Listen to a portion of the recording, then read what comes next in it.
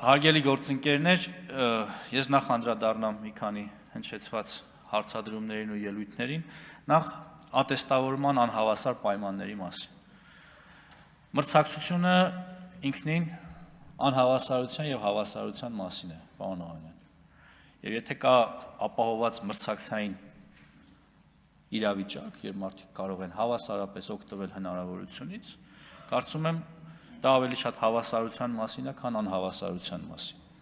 Եվ այսօր ասել, որ պետքա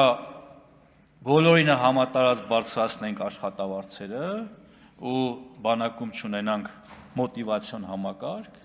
ես դրան դեմ եմ, եթե անգամ այդ ֆինանսական հնարավորությունը լինի,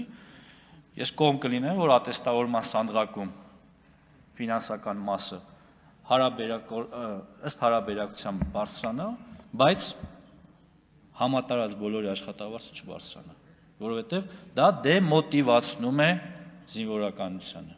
Եւ համեմատել այսօր նորից կրկին պարեկին ու զինվորականին այն պարագայում, երբ ատեստավորված զինվորականի աշխատավարձը 205-ից 470,000 դրամով ավելացել է։ 205-ից 470,000 դրամ։ Սա կարծում եմ փոքր գումար չի, ու եթե հնարավորությունը ստեղծված է բոլորի համար, ինչու՞ չպիտի դրանից օգտվեն բոլորը։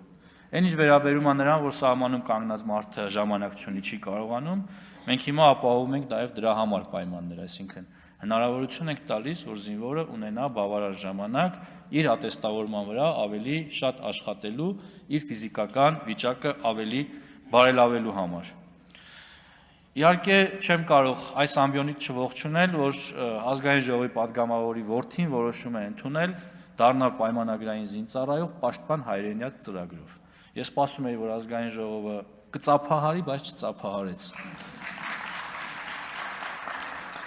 Իրականում սա նաև նրա մասին է, որ ոչ միայն համակարգը հավասար է, բոլորի համար է, այլև այն շատ գրավիչ է, եւ այսօր մեր երիտասարդները, պատանիները որոշում են ընդունում դառնալ զինվորական եւ իրենց կյանքը կապում են զինվորականության հետ։ Հարգելի գործընկերներ, սիրելի քաղաքացիներ,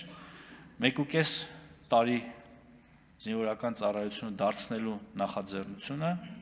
ունի մեկ նպատակ՝ Հայաստանի Հանրապետության բանակը դարձնել օր առաջ ավելի պրոֆեսիոնալ եւ սրա հիմքում, ինչպես նշել եմ, ընկած է մեր համալրման արդյունավետությունը եւ նախկինում ես առիթ եմ ունեցել հնչեցնել թվեր, այսօր այլևս թվերի մասին չեմ խոսի, բայց եթե կրկին կլինեն հաշվարկների հետ կապված կասկածներ եւ պատրաստ եմ եւս մի անգամ այս հարցին անդրադառնալ։ Շնորհակալ եմ։